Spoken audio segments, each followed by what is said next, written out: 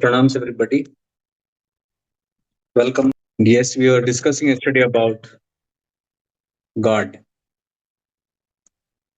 So in continuation with that, very interestingly, we can see how Bhagwan Ramana uses these terminologies or uses our terminologies by which we mention so many things about God and so many definitions.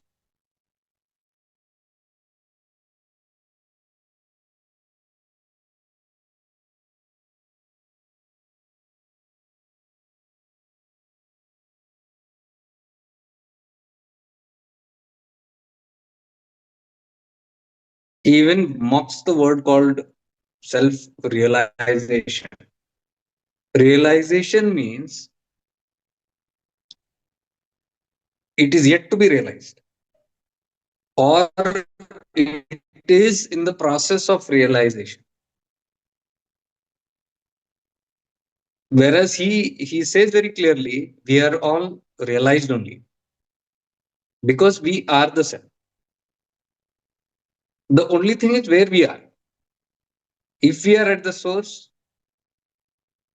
definitely we are realized. If we are not at the source, if we are at the mind or you or any other level, anything other than the self, then there is a process called realization or yet to be realized and things like that. So he mocks that word even realization. But again, keeping in mind, he also understands our situations. Mockery is only for us to get it very crudely, but get the point very directly. And this path is not for everybody. Very few understand this, and hardly very few can settle down directly in this direct path. Because the nature of a mind is still seeking. Because this point where Ramana is talking about this practice, and what we call as mature seekers means what? There is no mind at all there. There is no mind use. There is mind. But you don't keep again pondering and questioning and doubting and seeking and finding, exploring. ये सब जब बंद होता है, when all this finishes only, that is called the advanced state of practitioners. So as I told here in Arunachala, in Ramana Ashram, we have all kind of people who came from all varga. There were grust, maximum were grust only. You can say 90% of the people who came here during Ramana's time also were all grust only. But they all came to pacify their mind. They all came to settle down their anxiety, too much of stress in the world, and how to handle this family life and things like that. It was from that point of view. Nobody came moksha, mukti, self-realization. And he talked to them only in that language, what they understood. He didn't tell them anything more. Because it cannot be told. These things cannot be told. By telling, thodi will anybody just understand? If it was possible by telling, then only we could just keep on talking only, right? We could give speeches on the stage to the whole world. So here this path simply means the grace within only illumines us. Grace only brings us here. Grace only puts curiosity in our minds. That's what we call as God's grace. Okay. Even this process of self-realization, so-called self-realization, is a graceful happening. It is not by our wish, actually. Deeply we see, it is not that we understand this and we put more efforts and we do it, then it's going to happen. No. It is all you can see if you study deeply the Ramana Tattva. It is simply a happening. It is a natural unfolding. It is only as it unfolds step by step, we open up step by step. We become aware. We become more curious. We become more interested. Actually, it is not because of our interest. Because of the grace it is. Something is helping us unfold the whole thing. So even if we understand this process also, then there is nothing to be anxious about. That is where the idea of surrender comes. Because if everything is full, my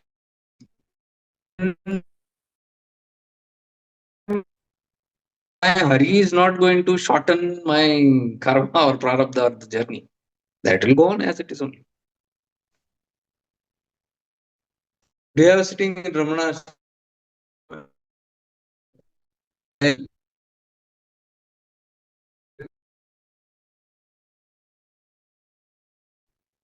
How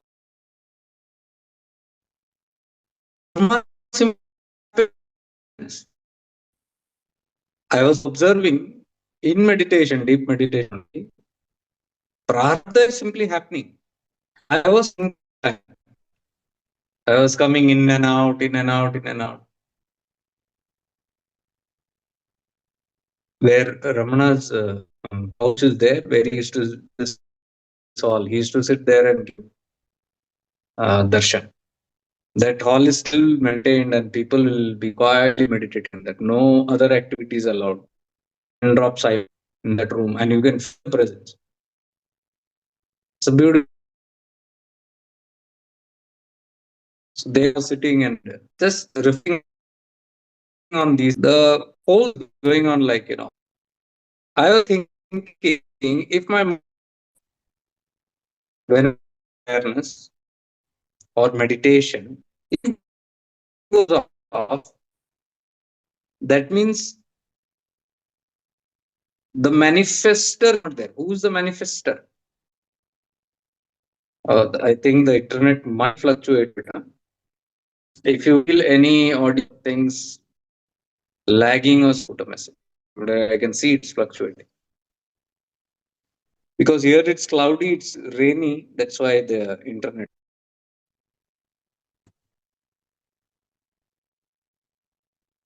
I hope you're able to hear, right? Because some of your things are just going off.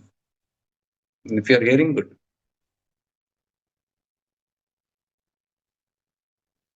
Can you put a thumbs up if you're getting it?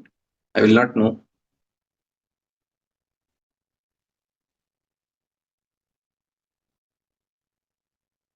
Okay. Thank you. कोई तो जिंदा है. So I was saying, mind manifests, right? We always think that mind manifests. Because when we start thinking, this process of thinking which is there, due to these thoughts only, we manifest things, right? But while we are sleeping, is the mind manifesting? Prarabdha. Prarabdha is always attracting itself, right? So if I am in constant meditation, will Prarabdha stop attracting? No. Prarabdha is still working. So I was thinking about that. My mind is deactivated. Then how am I attracting karma? So it's clear here, just my investigation, my observation, that it is not based on the mind. Mind is a conscious manifester, but there is an unconscious manifester also, which is what we call as Karana Sharira. Karana is the Sukshma ego level, Anmaya Kosha. We have Karana Sharira, Sukshma Sharira, Stula Sharira. Three spiritual bodies. Karan is the causal body,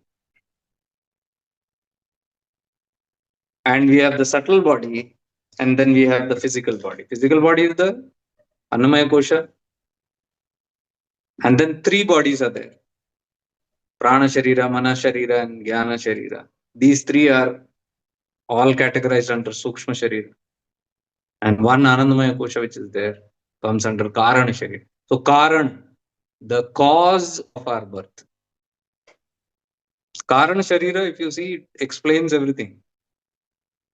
That the cause of a new birth is stored in here. All the lot of karma, the full load of karma which is there, it comes from here. It is stored here. That is why we automatically manifest a new life. So this is the body that actually is generating prarabdha. Whether we like it or not, whether the mind is active or inactive, this is my investigation again. Karana Sharira is always vibrating itself. So this prarabdha is an automated kind of an activity. This prarabdha is continuously running itself out. It's like that's how the destiny is simply unfolding. Every single moment it is happening, and nothing has to be done. The mind is not involved in it. The mind, see, from the Karana Sharira, you can see all these vibes come down to the Annamaya Purusha. That is the physical body. So it is passing through all these layers. It is passing even through the mind. So when it is passing through the mind, that kind of thoughts, that kind of tendencies, that kind of reaction, that kind of emotions, that karma, that karmic vibration which is passing through the mind, that is creating that kind of mental patterns, and according to the mental patterns that strengthen the manifestation. So even the mind manifesting, its background is coming again from there only. The mind also is helpless actually. At times it overpowers, and that explains what Bhagwan Ramana is trying to say here. If you, because these are my observations, I was deeply going there. Because then where is free will? If you actually see, where is free will? Free will is all governed by these vibrations only, right? Whatever I think, when it comes to the mind, the I, the ego, it is thinking something. Thoughts are coming.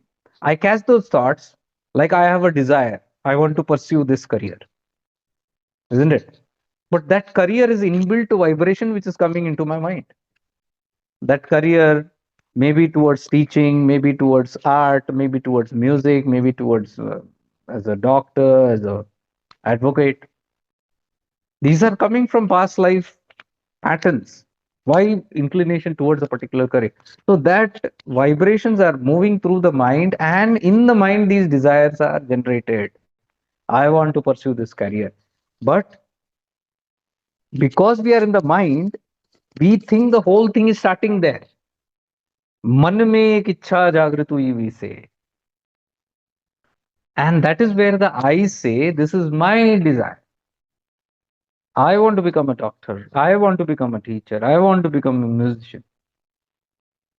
And then it chases that. It has this kind of intense passions. Okay, the passions are coming. Now, because of that passion, we think it is because of the passion. I have a personal passion and I am pursuing this area. But who's influencing that passion? So it's coming from the Karana Sharir actually. And as it passes through my mind, it gives us the feeling that this is my thought, this is my personal desire, this is my personal aim of life. And accordingly, from there, I start behaving as this is my personal stuff. That I generated it here. We cannot generate thoughts. Again, these are my investigations. I have not read, I'm not reading and telling this. Today, when I was in deep observation, I was seeing this. How destiny thing, what we call. So if that thought is passing through me, every single thought is passing through me because it's influenced by something. I cannot generate thoughts. We cannot generate thoughts. If we could generate thought, then the whole thing is in our hands. But you see the nature of thought, how it is. You sit empty, thoughts will appear. Are you creating? You're not creating it. It simply starts appearing in your mind, one after the other.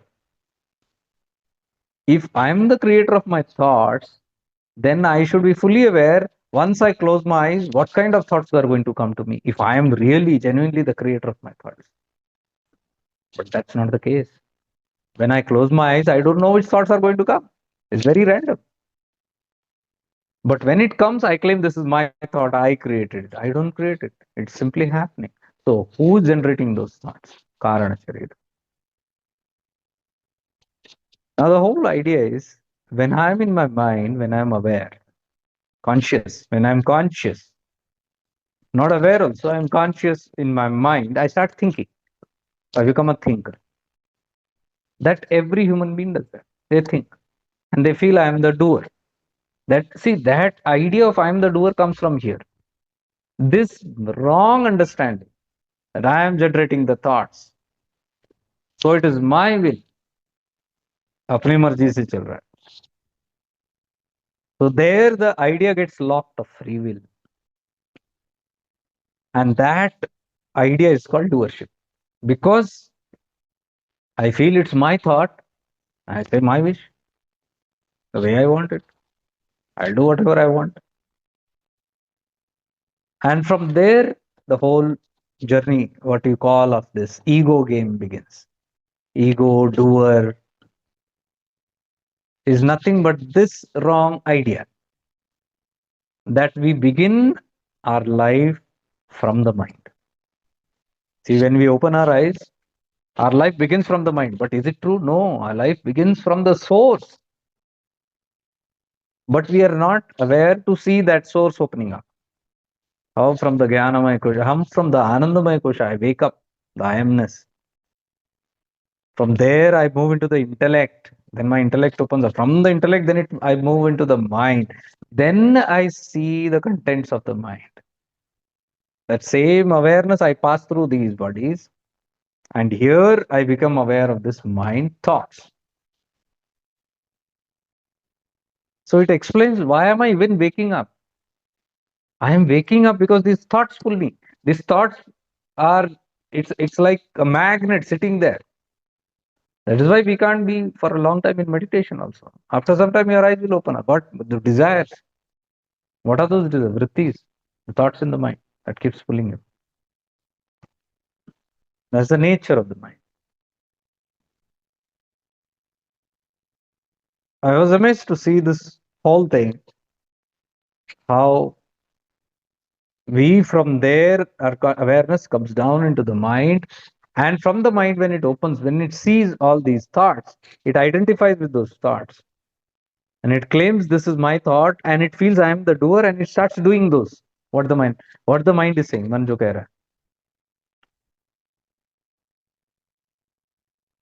This thing happened because I was questioning what happens when the mind goes off. Is karma creating or not? Yes, it is creating because the vibes are going out still.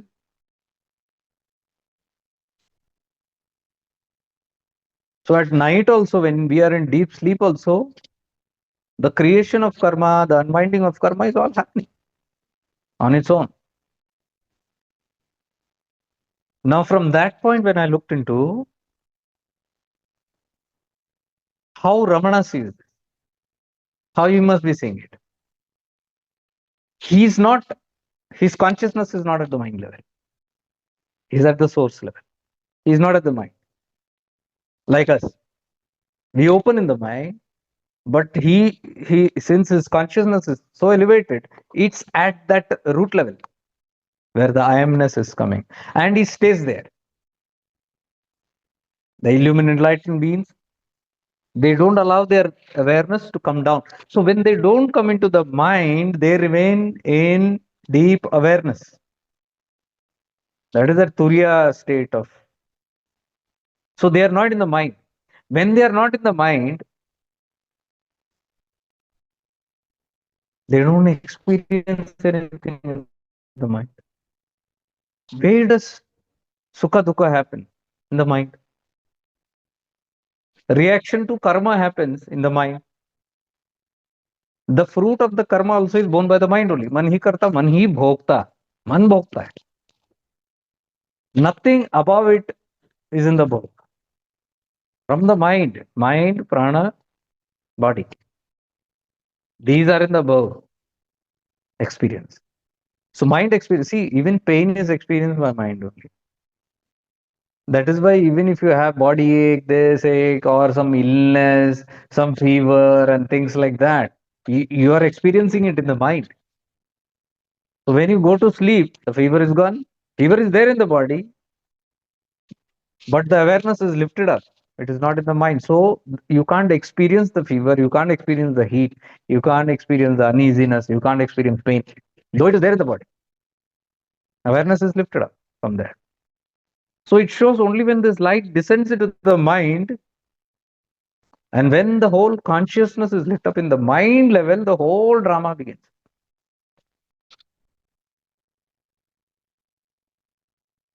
So what Ramana says is very beautifully understood at this point when he says, abide in the self, let karma be at its place. He says destiny cannot affect you if you abide in the self. This is what it means. Like in sleep, nothing affects the body. What is samadhi? Deep sleep. Sushupti only. So in states of deep samadhi, there is no effect of the, though karma is running. See, fever is in the body even while you are sleeping. That means body is undergoing the karma. But your awareness is not there in the body, nor in the prana, not in the mind, it is above it. So there is no experience of the happening on the playground of where the karma is taking place. The karma phala comes to the mind body. So if the light is in the mind body, it experiences the fruit of that karma, pain and pleasure. Fruit of karma is pain, fruit of karma is pleasure. Pleasure also is a part of the gift of karma. So sukha, dukkha is experienced when our light descends in the mind. That explains again beautifully living in awareness, which is above the mind. Whole thing is explained there.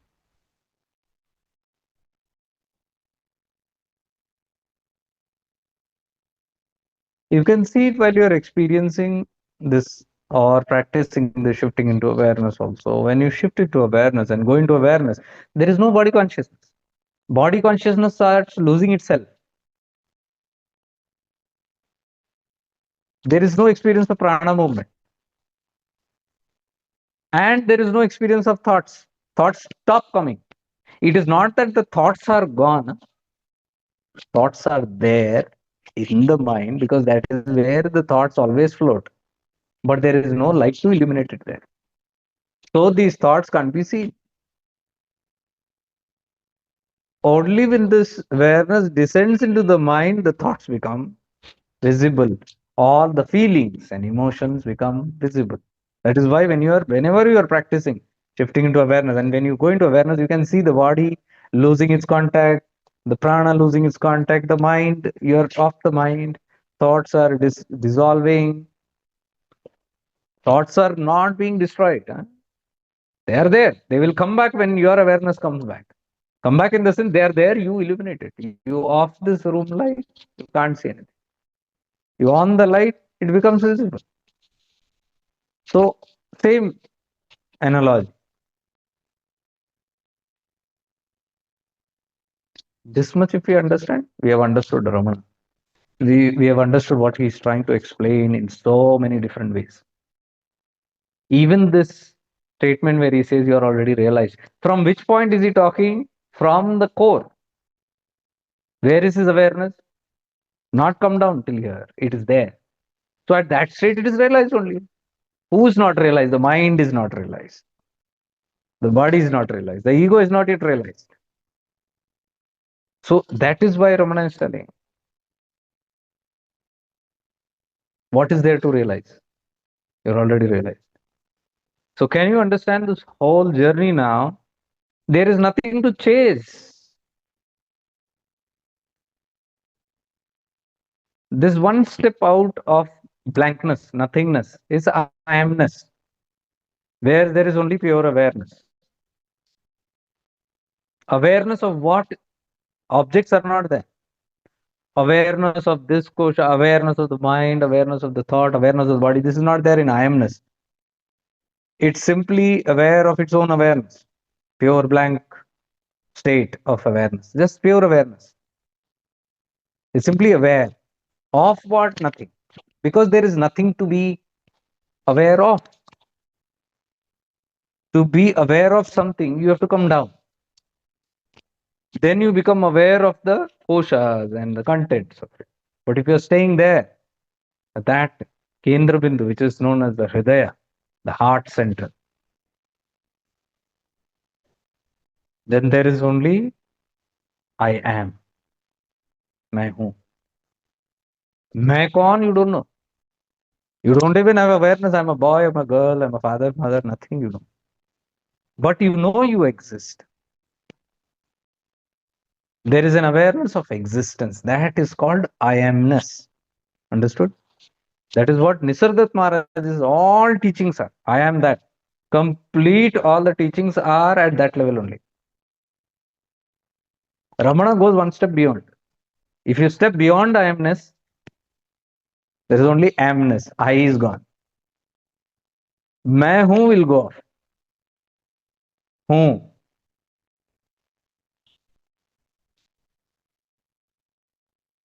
That is a shunya state.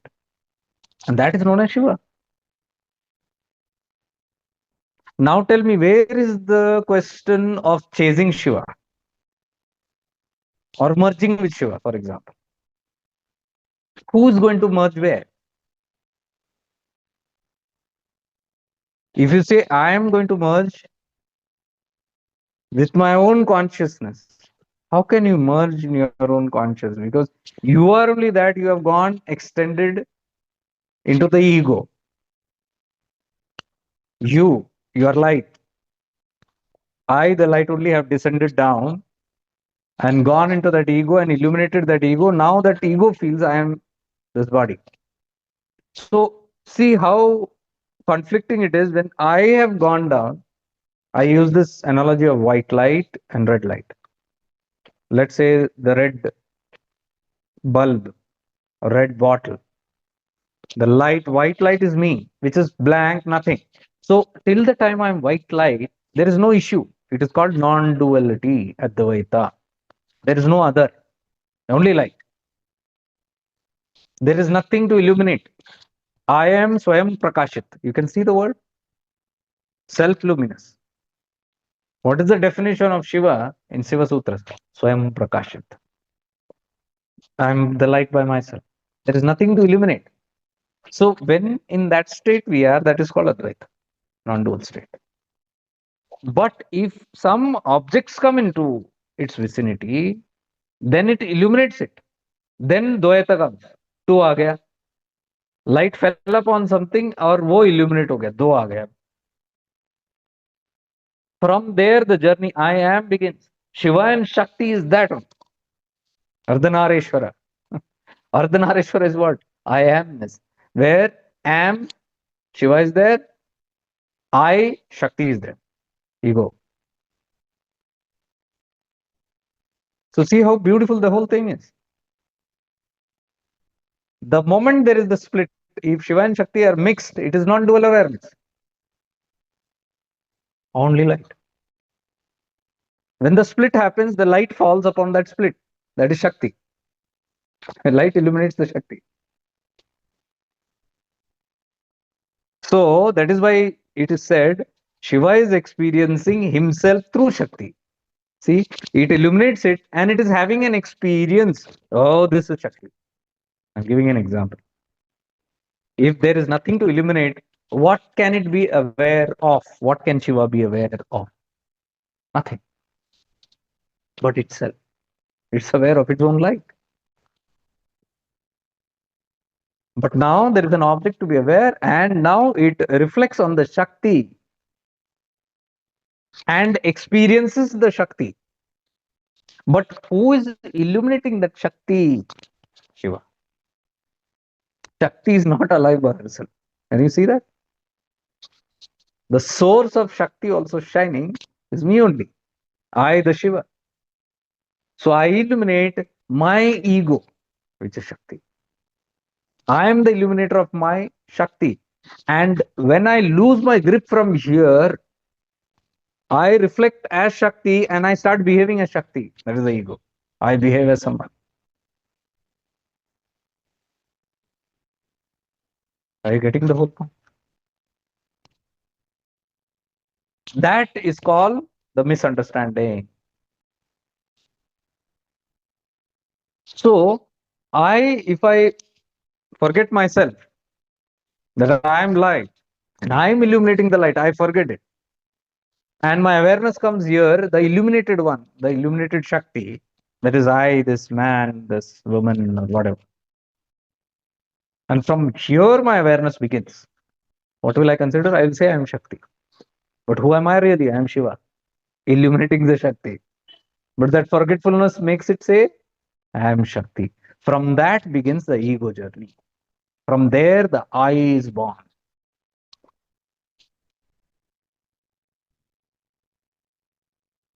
And the moment I is born, the whole drama starts unwinding. That I only we are calling as Anandamaya Kosha. Before Anandamaya Kosha, it's blank. Only like Anandamaya Kosha comes, that Kosha is Shakti only.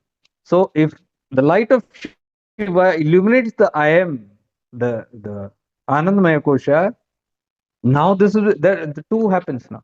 Dvayat ho gaya wahan pe. That Dvayat only is called I am. I is Shakti, am is Shiva. I am. दोनों आ गए. So it's a duality begins there. And then the further koshas open up. Because Anandamaya opened up only, then the next Jnanamaya and then Manomaya and so on, it will go on. But who's the main starter? Jnanamaya Kosha, the Anandamaya Kosha, which is the Divine Mother. And Divine Mother is not in the heaven, me only.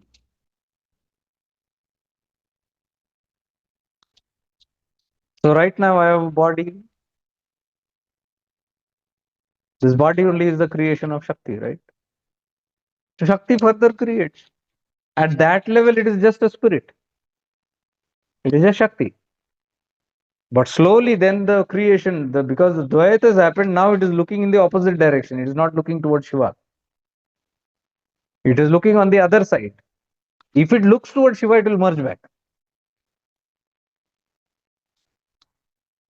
But the desire which is there to experience, it keeps the other side, and then it creates further other koshas, and then the mind creates itself from the mind, and then all the whole drama unwinds. The body gets created, and the whole Shrishti you see.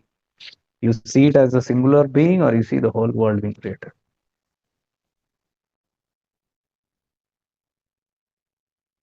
And then that is what Anamala. Anamala is this first Shakti that comes up. Because of that, Maya Mala. And then Karma Mala. Then the whole story begins. Now, because the direction is towards outside creation, samsara, I keep chasing one after the other. Pursuits after pursuits. Creation after creation. Desire after desire. And endlessly it goes. And that is then begins the story of karma. Then the law of karma. जैसी करनी वैसी भरनी. Give and take. So what is give and take? Balancing it. You give something, you're going out. The law of Shiva's nature, Tirobhava, is to expand. But it is at the same time contracting also. Because if there is no contraction, it will simply expand into the infinite. There's no coming back. But there is this Tirobhava nature.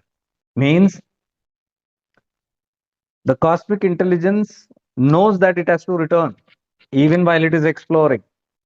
That is the law of karma. These are all my contemplations, what I was contemplating today. Deep meditation, all these things are. There is a law of karma. Because the Tirubhava nature is an acting force. Janma means Mrityu is there all the same. That is the Tirubhava, rubber band. Janma takes you towards Sansara, Mrityu takes you towards back to Shiva. So this is activated in the start only. It is there hidden, Tirubhava. That is why when you are born, death is there on your head. Karma is nothing else but this balancing act. Anything you do, it will reverse back one. You do plus one, one minus will always be there with the plus. That is duality. There is no plus only. The moment plus is born, minus also is born with it.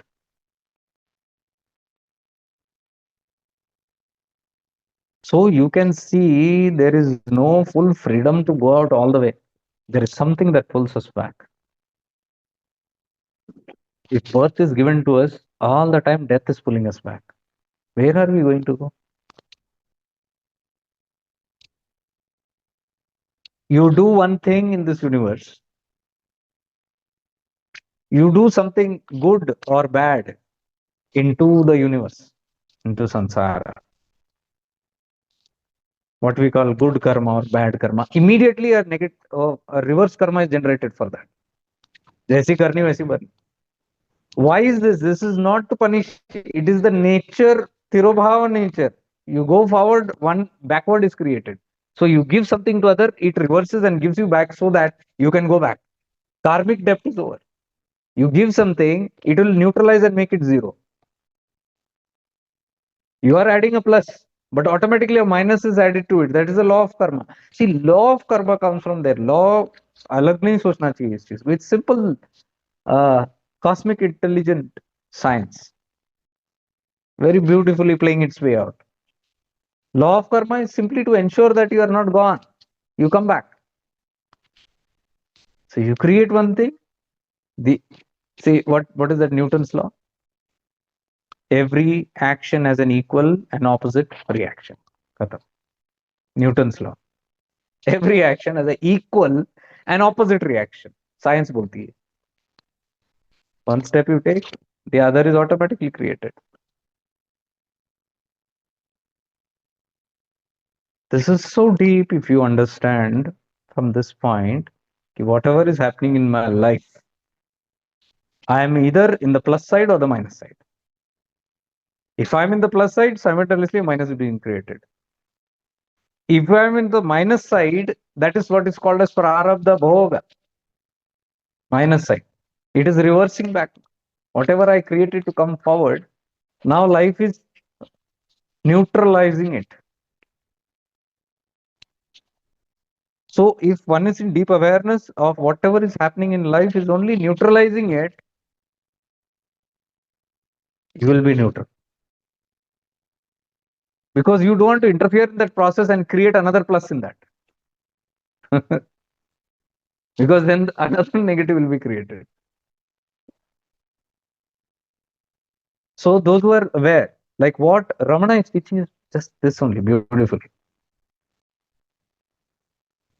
He is telling witness. What is witness? Neutral. Be neutral. Because whatever is playing back is a reverse journey that is taking you towards yourself only.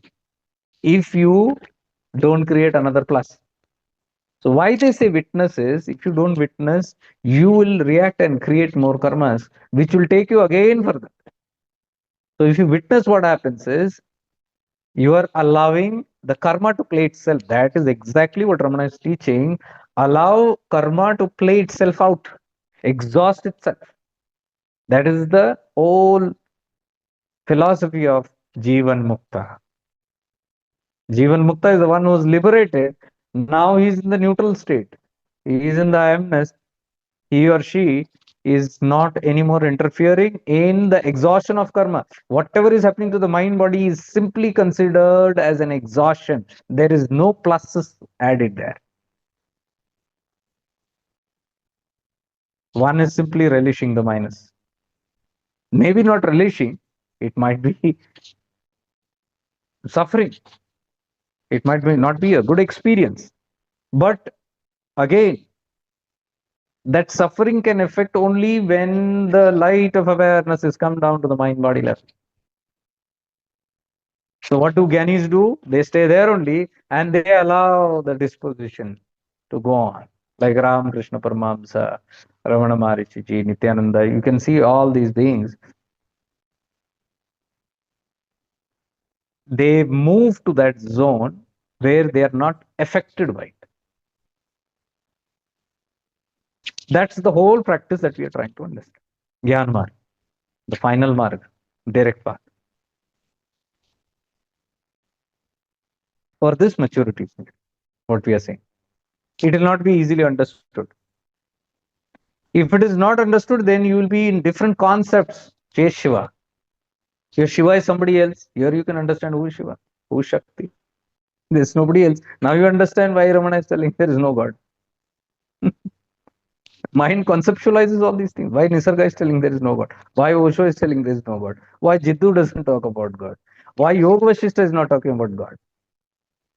Because these ideas only have been translated into some forms, Namarupa.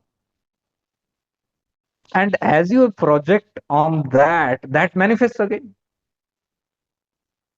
It's not, it cannot be considered as false also. Like gods are false. No, they are the projection. Every projection is real. Like this body is real for now. This body has been created, right? How this got created? I, the Atma, because of the desire or whatever projections, became a Jiva, Jivatma. When I manifested the body, my desires manifested this body. So whatever the spirit focuses on, it can manifest. So likewise, if you focus on a form of God, that also can manifest.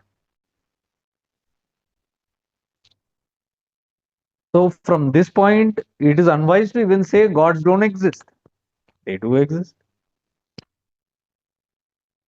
But they exist only if you are in the ego consciousness. Because you have a nama rupa, all your projections will have a nama rupa. Like you manifested this body, this samsara of yours, you manifested a child, you manifested a home, you manifested a family, you manifested this and that, everything is your manifestation.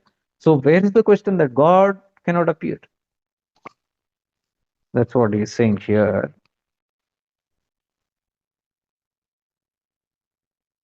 A small group of Americans had come to meet Ramana Maharshi, 1936.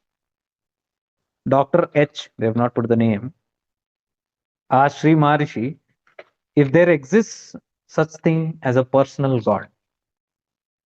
Bhagwan said yes, Ishvara. Dr. H was astonished. He said, what?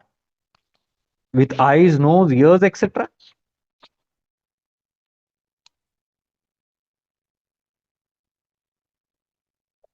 So he's asking, he didn't expect Bhagwan to say that because Bhagwan always talks about non-dual stuff like that. So he just asked, is this something called a personal God?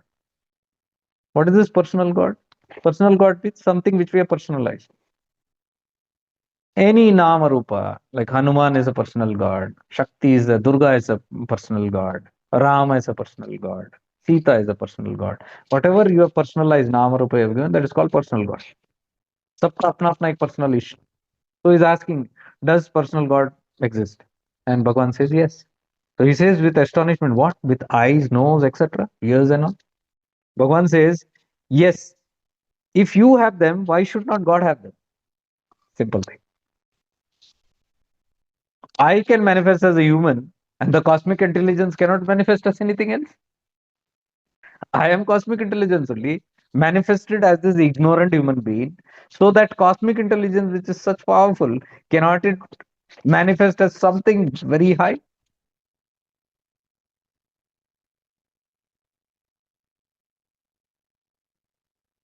So he says again, when I read the Kabbalah and the Puranas,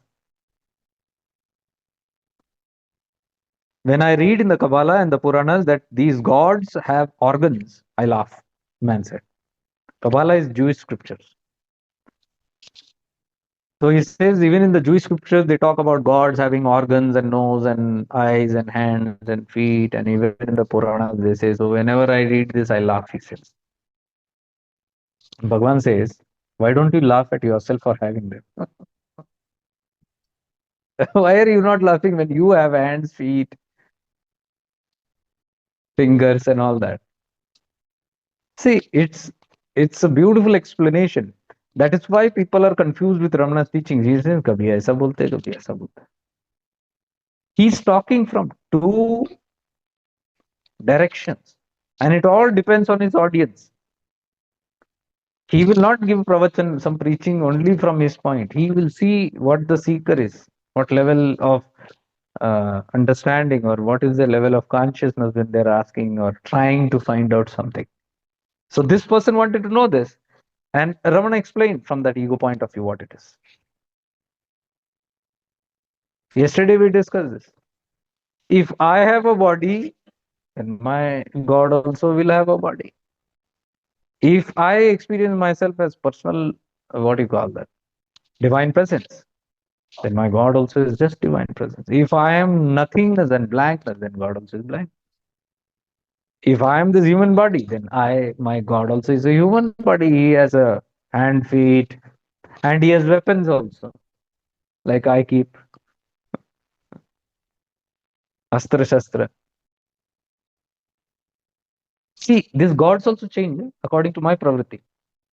Why some people are fond of only Kali, who's ugra, fierce, killing nature, depending on my nature. I have my personal God. So whatever is there in me, vrittis, that will appear in my gods also. So I'll have affinity towards that kind of a God. Some people's gods are non-violent, like in certain religions. It's a non-violent God. Christianity, for example, that God which is seen like a presence, some unseen force, but it's a non-violent. There are no weapons in Christianity.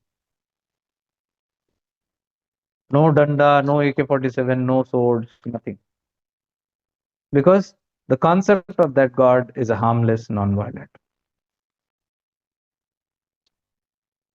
You come into another religion, gods fight amongst each other. There are different formats of gods, and all are fighting against each other, like us. It all depends on what state of consciousness am I operating on, and everything is true. You project God in a certain form, that is true.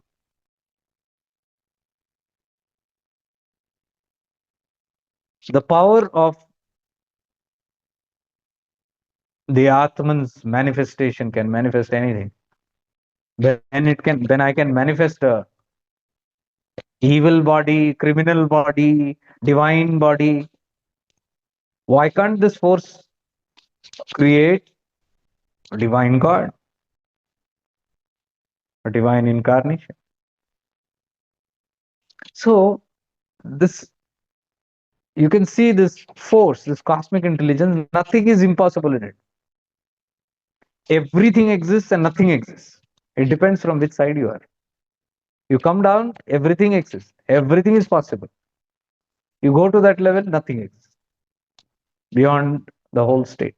So you can see Ramana's answers are always from both sides.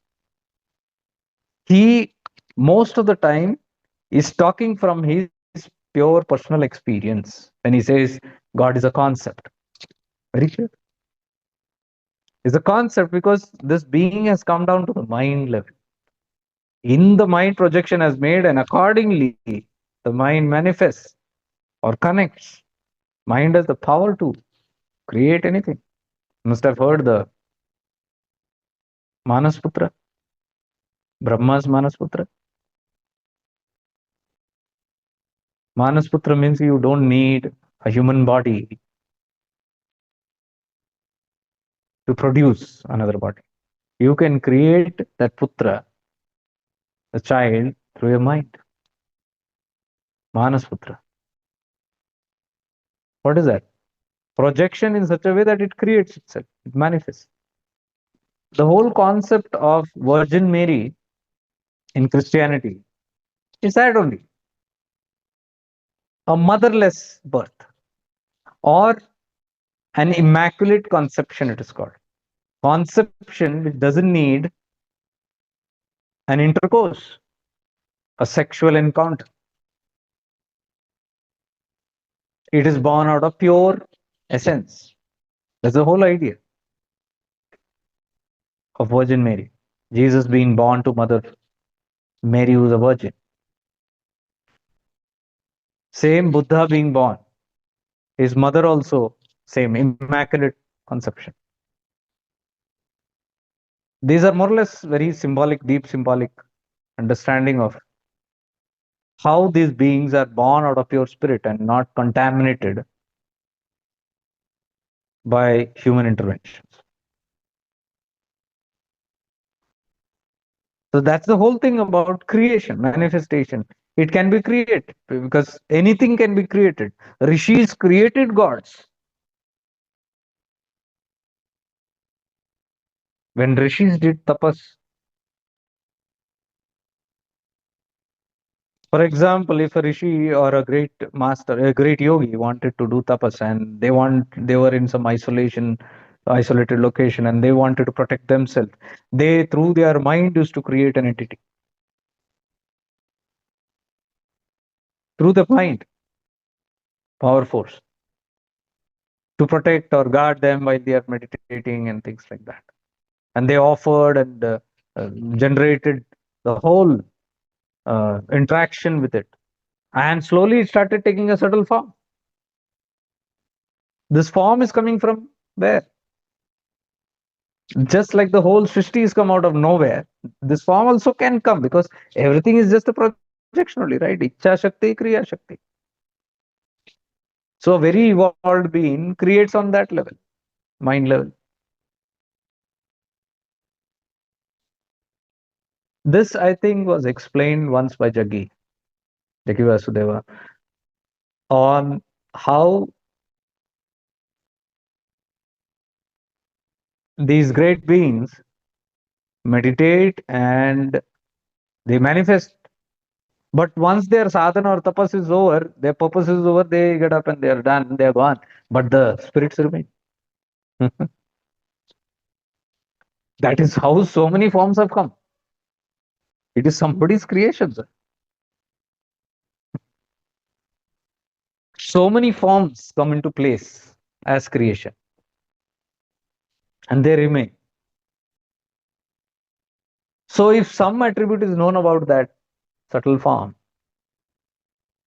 let's say I explain it to others that this is the form, and I'm invoking and I am connecting with it. I teach others also to, then it takes another form there. So even if I go, the whole connection remains and the rest of the people are connecting to that. Then the next generation will be taught that and they are connecting to the same. This is how deities are. And they are meant for certain purposes. Maybe to give something, maybe to protect, maybe to destroy. We hear of all these forces, right? That are destructive, and then people use that for creating harm. All this is what the same mind can simply create anything.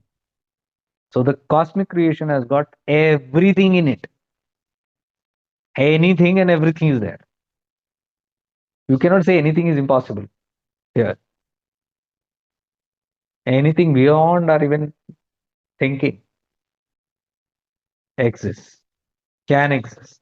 But again, these are all in the zone of ego. The more you come into mind, ego, these play of consciousness, which is in finite levels, you fall into those interactions with these. The other is you live above the ego mind, non dual space, nothing matters. There is no interaction. There is no play of consciousness. This is all in the part of play of consciousness.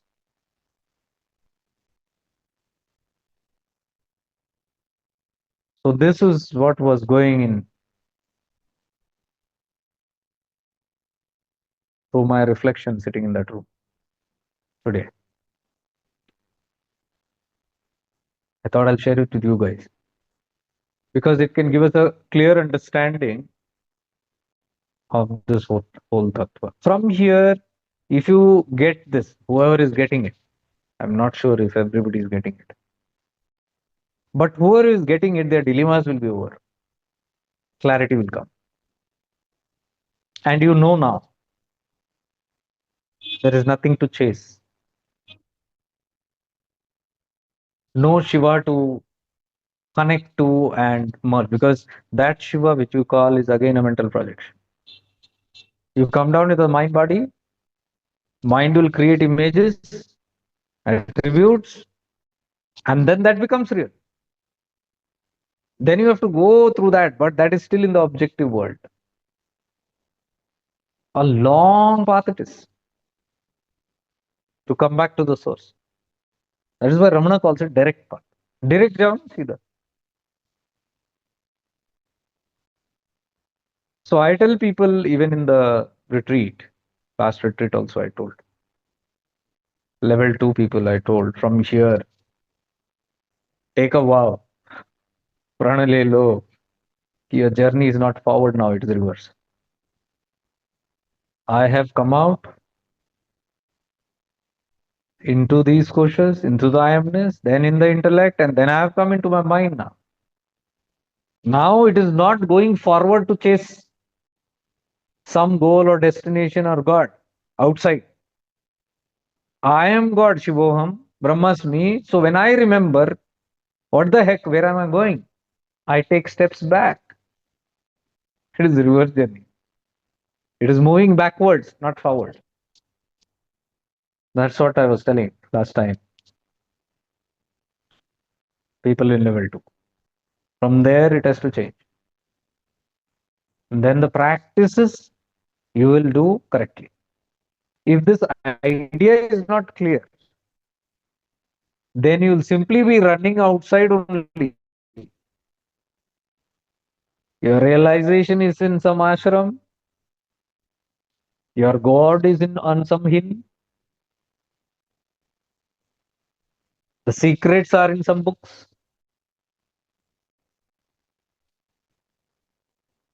And your savior is out there, your guru. You get into all those external objectivity.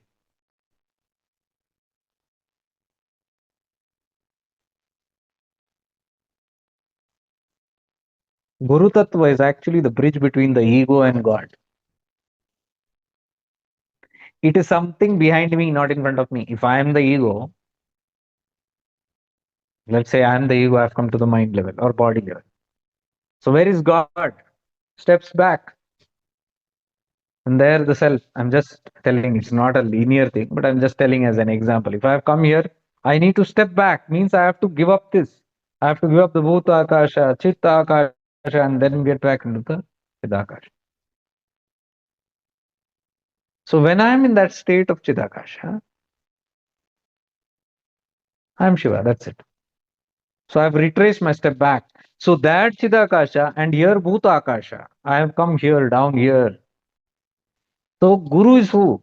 Guru is the mediator between this. So is he front or back? He is between, like the sandwich. Guru is always the sandwich between the ego and God. Between the seeker and God. Who is the seeker? Ego. Identity and a seeker. Yogi or whatever. So Guru Tattva is in between this God and that is why if you understand this process, there is no meaning of going. That is why Ramana is telling the inner Guru. What is inner? From Shiva Tattva till this body, this is my existence. I am Shiva. So my body is my extension. So where is inner in me? All this is my inner only. I have gone till the body. All inside is my inner. So Guru is inside. Are you getting it? Where am I? Gone in the body. I am Shiva here. I am gone in the body. I feel I am the body. So to connect that body back to Shiva is the work of the Guru Tattva in between. That Guru Tattva is the wisdom. That is awareness. That is your buddhi. That is your viveka, and that is your Jnanamaya Kosha. Isn't the Jnanamaya Kosha between Shiva and the body consciousness? Where is the Guru? Those who don't get the point need somebody to come outside, because I am looking there. I don't know to go reverse back. I know only the forward journey because I am a bhogi. My eyes open only to sansara. So I search in sansara. Whatever Shiva I am searching in sansara. Guru I am searching in sansara. And I then get a Guru in samsara. I then get a Shiva in a temple in the samsara only. Can you see?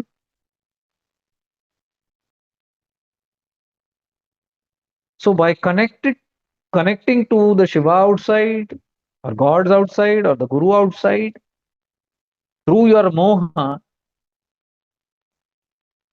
it's a moha only, attachment or asati.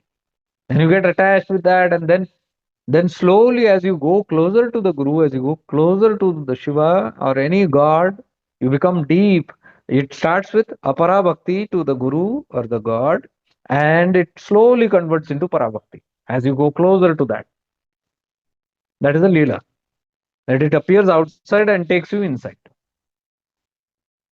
That is what Ramana is trying to say. The Guru outside introduces you to your inner Guru.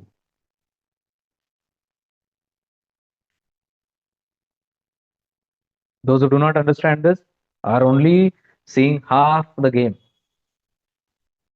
because they begin in the mind, they don't know about their back.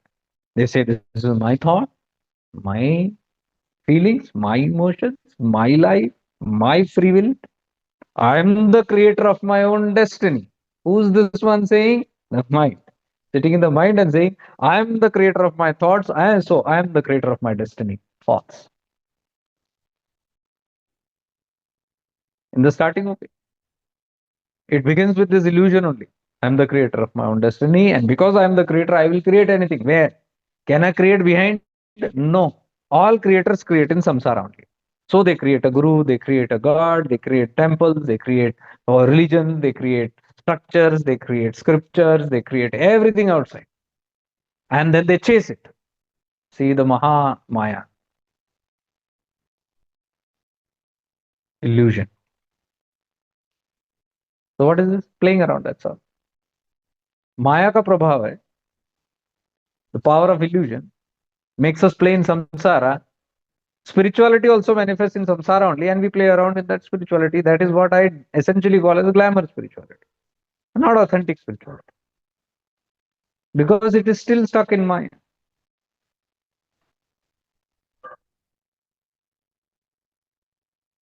Authentic spirituality is this real spirituality, what we are talking about. The reality kya hai?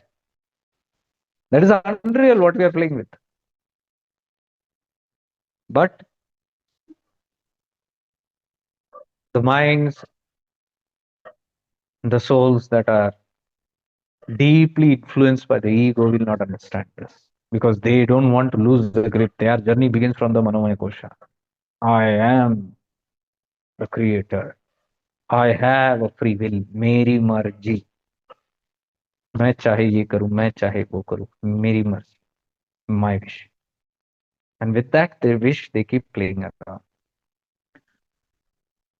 Slowly, when they ripen, so for these people, these are called Brahanta Buddhis.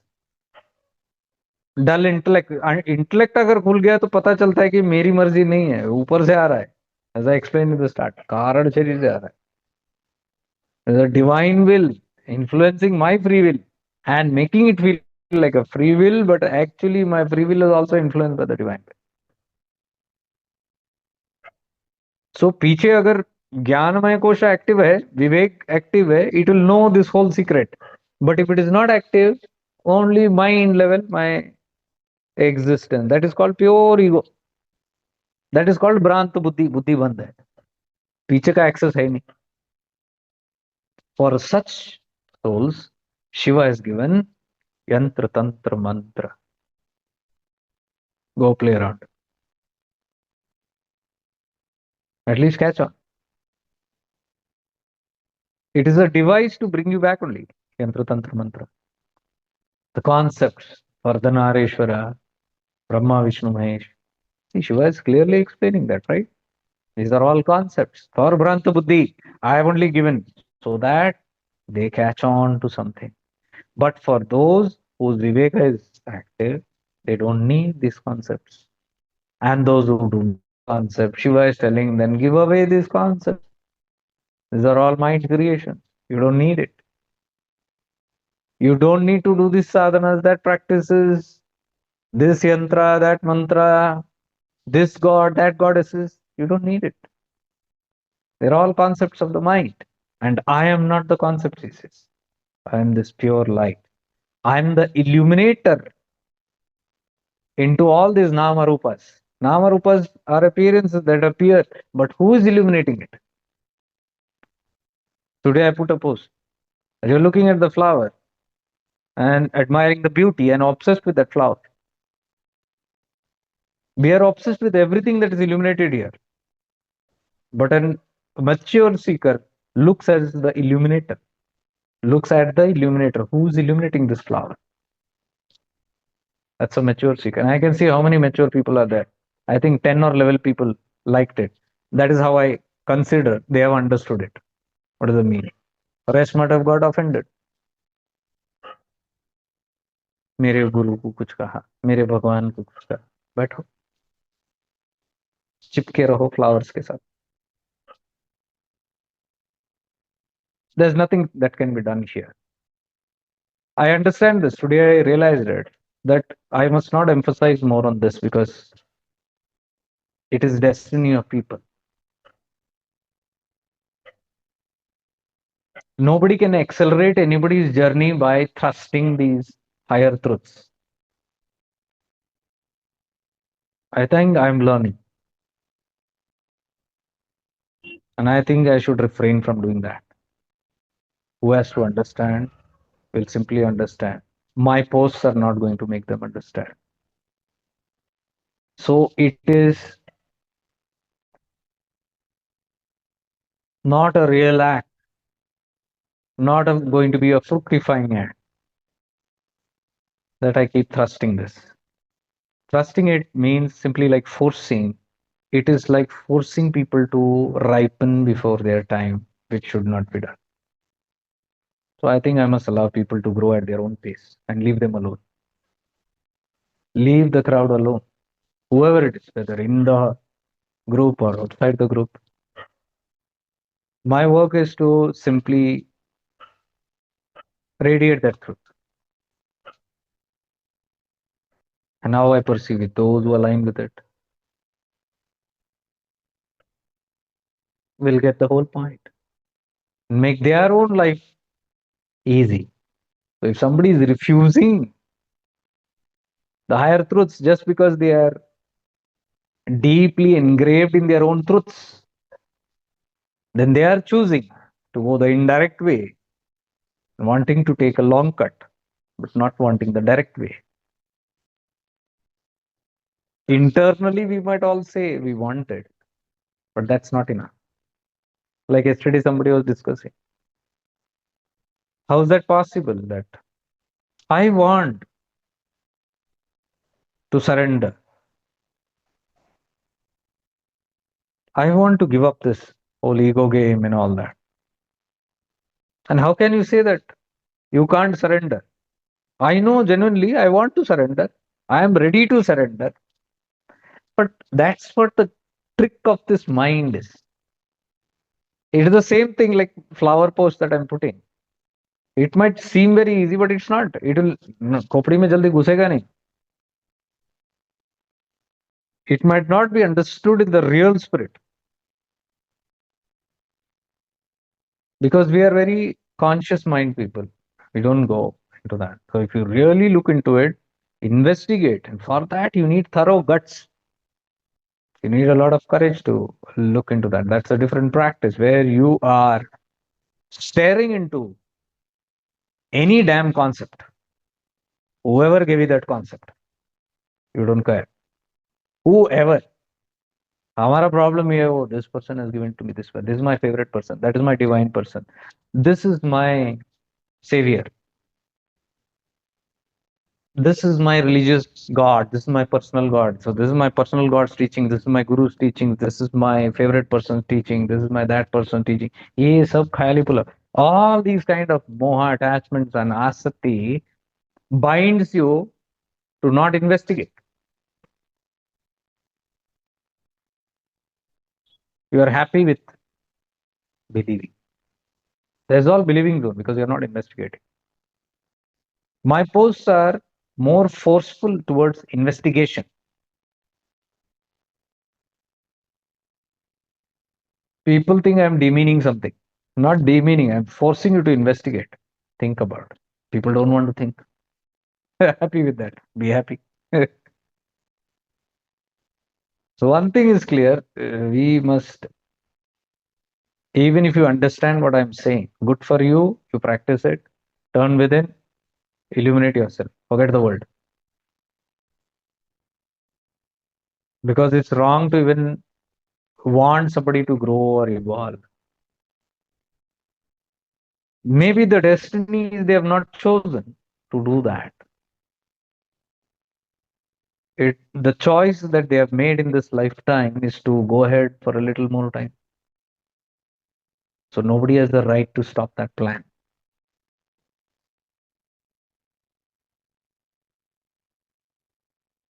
But the truth will always shine. Like Ramana is shining the truth. Arunachala has always been shining the truth for eons. But how many catch it? I haven't seen even in these years anybody talking about these kind of concepts. Even in the internet, even articles about it, or videos or things like that. All these years, because I've been exploring so much of truth, I have never found it. That is an indication that this can come only with your viveka. Secrets are always shining in our face. Everything is open in this universe. It is wrong when people say hidden treasures. It has been locked out somewhere. It has been preserved somewhere. I find those talks very suspicious. Suppose, like whatever I'm sharing everything openly. I even put it out on the internet. Nothing remaining it. Is that right to do? Open secrets. By now I have experienced and I know not everybody will catch it. You need Viveka for that. Just even if the secrets are always there, books are always here. In Ramanashram it is always there, but how many can tap into it? So even if the book or the word or the print or Ramana's teachings or whatever, like whatever I'm saying, all these things are right here. Still, I need Viveka to understand it, grasp it. So it's a safe zone. The things will be there. But whoever is polished at that level will simply catch it without doubts, not as a believer. They will look at it, investigate, experience, go ahead. So I don't believe there is something like hidden things. There is nothing hidden. I was thinking all this while, oh, that's hidden. Maybe in some jungle, maybe in some ashram, maybe in the Himalayas. This deep secret, deep secret. This is all marketing, eh? All good marketing. Now imagine I'm saying all these things and I know it and I don't speak about it. I can make a different fortune here and say I've got all the secrets. I've not even disclosed it. Like these sessions, we are talking very deep stuff. I don't even disclose it. And I say I've got these secrets and I market these secrets, hidden secrets. How would it be? Hidden secrets. It will sell well. So I believe these are all marketing gimmicks. I will only say All the secrets are open to those who want it with pure intention. That is needed with pure intention. These secrets always carry that purity of intention. That is where the lock happens. That is where the viveka opens. Without, with impure intentions, viveka will not open. The intellect will not open. Awareness will not awaken. That is the way the secret code has been designed by the cosmic intelligence. That's the key. The key is here. Nobody can fool this. Mind can fool, ego can fool, it can play a lot of things, but the intellect cannot be fooled. That key cannot be opened with impure intentions. That is why I give so much of importance, give up of cunningness. Keep that petty thing up. It is never going to help. The mind will think. The mind feels it that by being a little deceptive, by being a little calculative, by being a little shortcut from here, by avoiding this, by playing a game here, by playing a trick here, by being little manipulative, little cunning here, I can twist and tweak. It's like you're playing this challenge with God. You're telling whatever system you've made, I can still sneak through. I can crack the code. Will not happen. So it is futile. It's of no use even trying. The only way here on this path, purity, pure intentions. So that is what is essentially told Nirmal Man, purifying the mind.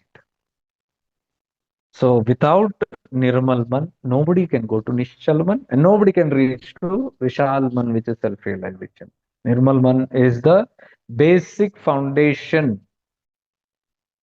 And for Nirmal Man, you need Shuddha Bhavana. Shuddha Bhavana, pure intention, leads to Nirmal Man. Nirmal Man leads to Nishchal Man, still mind. And from there is an entry into that portal of Vishal, omnipresence. Simplified. Nityanand Baba's teaching, देखो सब आ गया सार उसमें. शुद्ध भावना, निर्मल मन, निश्चल मन, विशाल मन. Two webinars we already did. One was Nirmal Man, the other is Nischal Man.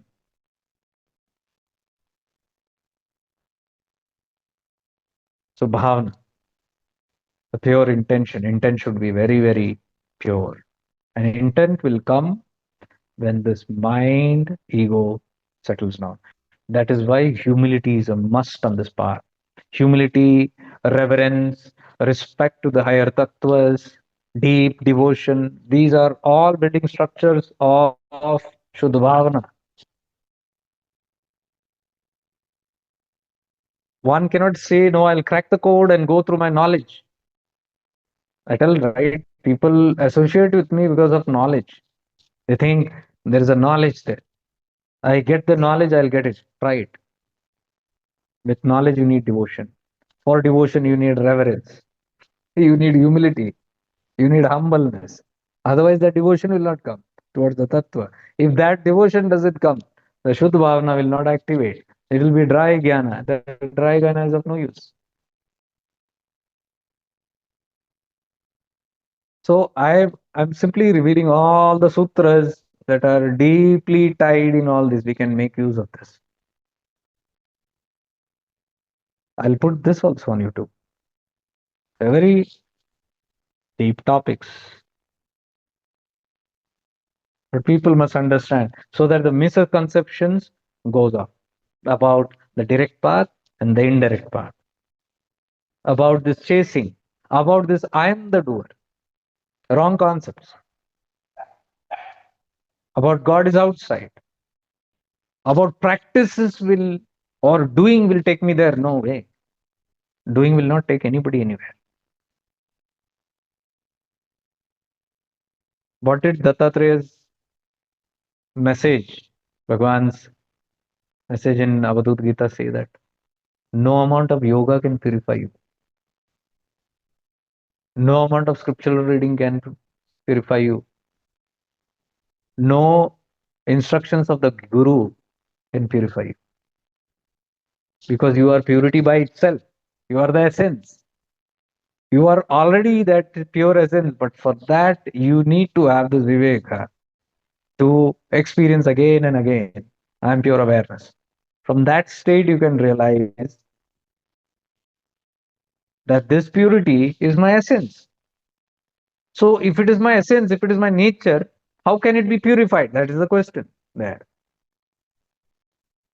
So, going into ignorance and then taking the Guru's words of instruction to purify, reading the scriptures to purify, doing yoga to purify will not help. That is what Avadut Gita is telling. See, Avadut Gita is everything. ब्रह्मज्ञानी हो पूरा सीधा सीधा वो भी offence लगता है लोग इवन इफ भगवान Dattatreya is telling.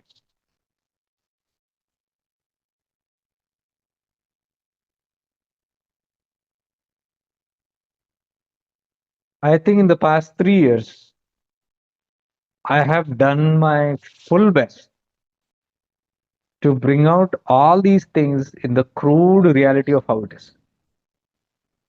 Simply exposing this truth as it is, whether it is liked or not, and I can see people don't like it because it's coming very crude. The ego is not prepared to handle this. It's coming too, but a few of them can appreciate it, and I mean it. It's only for the few. It's not for everyone. Everyone, when they ripen, when they understand it, slowly they might. That is the reason for me leaving these videos back in YouTube and things like that. Maybe in the coming years, decades, if needed, if needed, they can refer and maybe at that time understand what this guy was trying to tell all these years at a valid point. He was not trying to disprove a system or break a system or having an animosity with something or sitting with some vested agendas. हमको क्या करना है agenda 4 दिन की जिंदगी में क्या agenda पकाओगे maybe they'll understand it a little late and that's okay you can see all these great beings who understood them at that time and Ramana was here hardly 100 people 200 people also coming and who understood it when Osho used to speak 20 30 people in his room and he used to fear fury he had only closed circuit people huh? It was not outside still that created a havoc that all what you see today is recorded versions of closed circuit talks satsangs which is now being brought out to the world so those days he was misunderstood even without publicity without internet people were behind his blood because he's talking straight harsh truth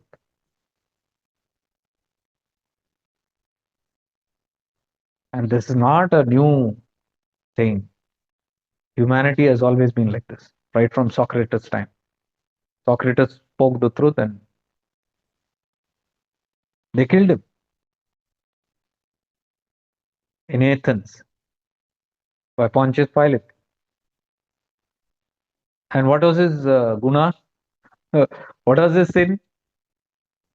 He exposed the fake. He spoke against false gods. And that offended the Greek people because it is like blasphemy. You can't talk anything against gods. Remember this. If you see very clearly, Socrates, he never said he doesn't believe in God. He was telling, I don't believe in false gods. It's not that he was not believing in a cosmic religion. False god means namarupa, different name form, and then give attributes to it and then start worshipping it and be limited in that existence. Socrates said, no, there's something more powerful. So he didn't believe it. And he kept talking about it. And people kept cooking plans to get rid of him. And they got rid of him. He was asked to drink poison. That is the gift he was given. Either you leave Athens and live in exile, go outside somewhere, If not, because he was saying, I'll not leave Athens. It's my place. So then you will have to be dead if you are here. He chose death. That's Socrates. And that's the spirit of the courage that comes from these things. Ready to die, it's okay. Not a big deal. Socrates chose to drink poison and he drank it very happily. But not scared. He laughed at death because he knew there is nothing called death. That's Socrates. That's Socrates. So from those days only, BC time only, these things are going on. And this has always gone through all the religions.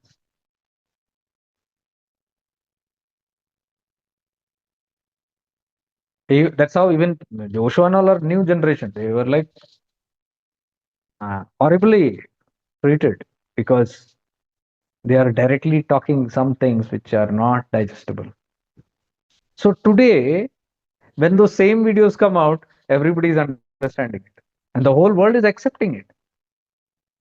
Today, the civilization of Athens also accept what Socrates said. And Socrates is famous today. But in those days, he was an enemy. Jesus, when he died, there were only a couple of people, his followers and his people, 500,000 people. Rest the whole nation was against him. And today, it is one of the biggest religion. It takes time for people to digest these truths, but by the time that guy is gone.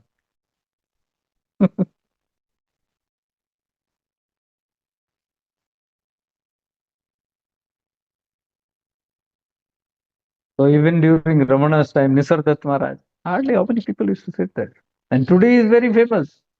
Very, very famous. You can see even the youth are connected to. Those days, only old men and few Westerners. Those days, all the people with Ramana were old men. Today, you see all young guys sitting here. Young people connected.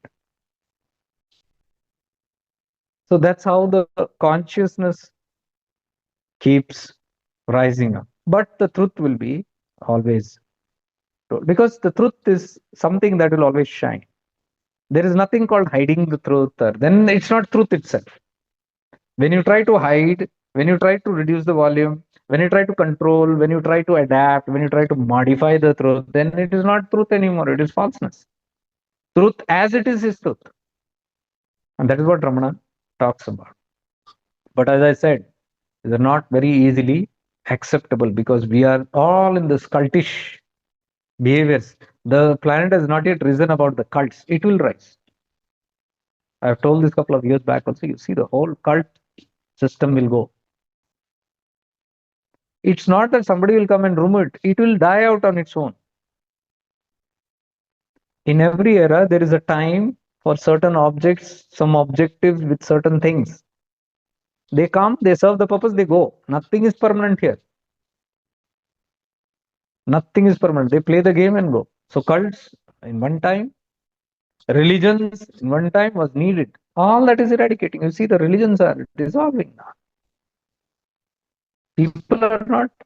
You see, now in today's world, atheists are becoming more. It is not because they are not believing, they believe in a higher power, but they refuse to go for any personal identities. Atheism is gathering momentum. So truth will be truth. Truth will always shine the way it is. Those seekers of truth only can simply adapt to truth and even have the courage to stand for it. I strongly believe if you don't have the courage to stand for truth, then you are not a seeker of truth. You are an adaptive seeker, and that's half, that's not full. Because there is so much of fear. And I always say fear indicates dependency.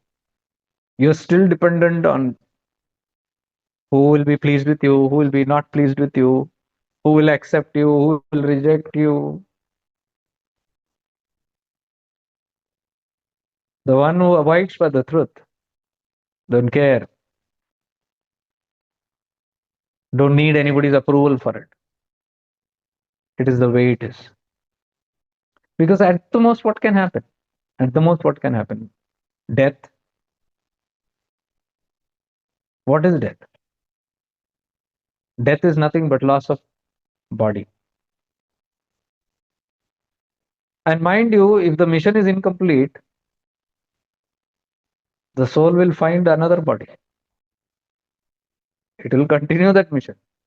It is not that a body is finished, like Socrates was killed or something like that, and the whole thing. No, he must have revived in so many. We don't know. So many things, so many people have come illumined. Socrates definitely there in some. So are so many beings who were abolished. They don't go anywhere because the nature of the chitta is what is that? Karana Sharira, right? Karan jab tak pura nahi hota, or destiny does not play itself out. It will find a way to manifest. And that's how I tell people all these things and all that at the most, what you can get the body, that's all.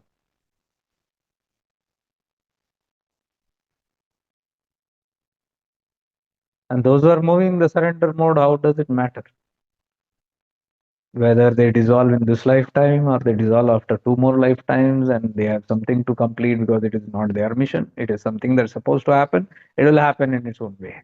Whether it happens now or doesn't happen or will happen somewhere, cares? How does it matter? It's something that's unfolding. Divine will, let it divine. So if the project is not completed, if it has to um, reappear, it will in its own way. So when we understand this whole thing, I think today I spoke everything in right from that point, from where we originate, from where I am born. So I think that is what we are focusing on Sunday's webinar also, to practice and experience these things only. How do we go into that practice step by step? Again, as I tell you, it's not a technique.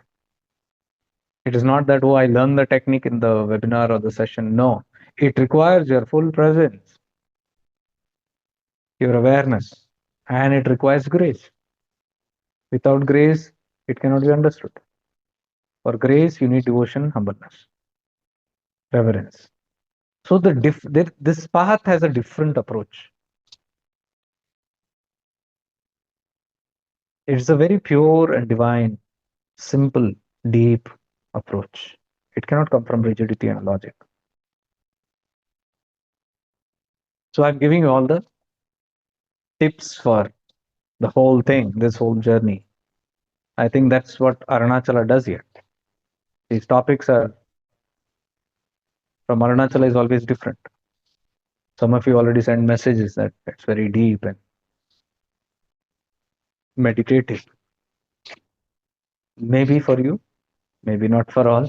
It depends on your power of purity, your intentions, and where you have reached on the journey by which you can manifest. So it doesn't matter where we are. We need not keep worrying about when, how, where it will happen and things like that. We can just be in the present moment, enjoying and relishing the journey of whatever is happening, whatever is unfolding. Our only journey, our only objective in the journey is to keep this awareness active. Like Ramana says, what free will do you have? The only free will that you have is to turn within every moment. That is the only thing you can do. It's very true. So the only thing that we can do is be aware of whatever is unfolding all the time. And if we understand the knack of moving from the mind, away from the mind, and experiencing life from there, experiencing life from here, and once we get the knack, we will know how to navigate without trying to manipulate this destiny. Destiny cannot be manipulated. It works itself out. Then the question might come, oh, if destiny is all prefixed, then where is the question of me doing any practice? If it is all destined, then where is the question of doing anything at all? I am telling you, If the blueprint is to make you do something, it will make you do. Try escaping it and see. Like Ramana tells, somebody asked, I want to do this job, career probably. What should I do? I'm stuck. I feel that I don't want to do this job. At the same time, I feel that I need to do it. I'm confused. What should I do? There also, Ramana's answer is clear. If this job has to be done by you, it will happen through you. If it is not, it is not going to happen to you. Come what may, you try it and see. So what is the option in this? Be aware of whatever is unfolding. See, that is the true deep maturity when some understands. Many don't understand and like this idea because the ego is very active. Because nobody wants to lose control over life. Control is doership, control is pure ego. It opposes all the ideas, including the divine will. It will say, no, I am the creator only. The creator is not the creator. I am the creator. Even the one who created me, who is believing this creator is big. How big that creator? I don't want to go into that. I'll say, I am here. I am in charge. So the whole idea is that I always want to be in control.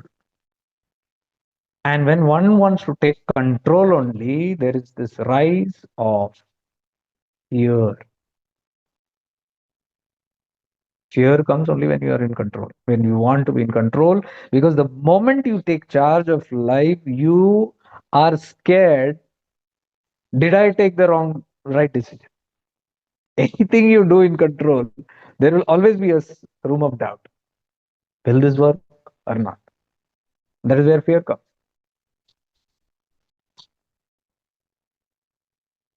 See the contradiction. On one side, we say, I am the creator. If you are the creator, then you will be carefree. But you see, when you say I'm the creator only, there will be more doubts and more fear. So fear itself is an indication that you are not sure you are the creator. Fear simply means I am not yet sure, because if I am sure I am the creator, what is there to fear? I will create it. But somewhere I know, though I claim I'm the creator, things may happen or not may happen. Every time we try a creation, and the back of the mind, you know, it may happen, it may not happen. There is no guarantee. Every Tom, Dick, and Harry knows this. All the so-called creators. And that is where fear comes. Fear simply comes losing the control. It doesn't go my way, I'm losing control. Where is that ignorance coming from? You feel if I take control in my hand, I'm safe, which is the biggest ignorance. If I take control in my hand, I'm happy because I can make life the way I want it. And that is the biggest ignorance. Though we might see it in everyday activity, that this feeling itself is the biggest dukkha. Wanting to control my life, wanting to control the world's life, my family's life, this life, the way I want my children to be, I want my family to be, I want the world to be, and I'm disappointed every single day. Mind is suffering. Who's suffering? The creator's mind. The one who strongly believes I'm the creator. Only such people suffer. Suffering out of ignorance only, but still unable to see this whole chaos. Still blaming it on the outer circle. No, I am unhappy because that has not changed. This didn't go my way. Still, I will refuse to see. If it is not going my way, means it is going some other way. No, that I will not see. I will make more efforts now to see to it that it goes my way. This stubbornness, this ego, this arrogance begets more suffering. So man loops in that suffering without wanting to see and keeps brooding and crying all the time. Like Ramana says, mind only creates the suffering, means human only create their own sufferings and then they cry for help. They only create. See, here, see this example. I only create. I will not give up that. I will not investigate whether there is divine will also, because my ego doesn't allow it. I don't want to lose that control. So in that manner, I remain in ignorance, and in ignorance there is suffering. Jnana mein hi there is suffering. That is why our prayers are always like that.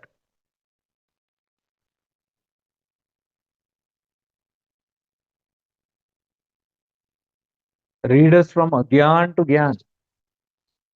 Agyan timirandhasya Jnananjala shalakaya Chaksharum militam yena Tasmai Shri Guruve.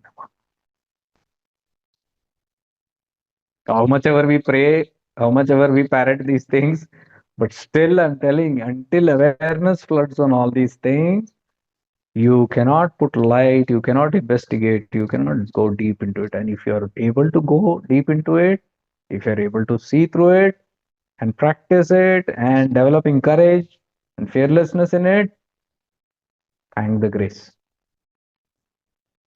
Turn within and thank the grace which is coming from inside only. There's nothing that comes from outside. Nothing that comes from outside. Everything is generated from my inside, my reverse. Any question on today's session?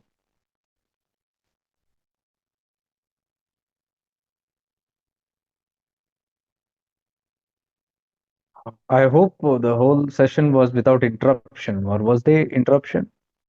Because I just need to take the recording, because the recordings will get affected if there's.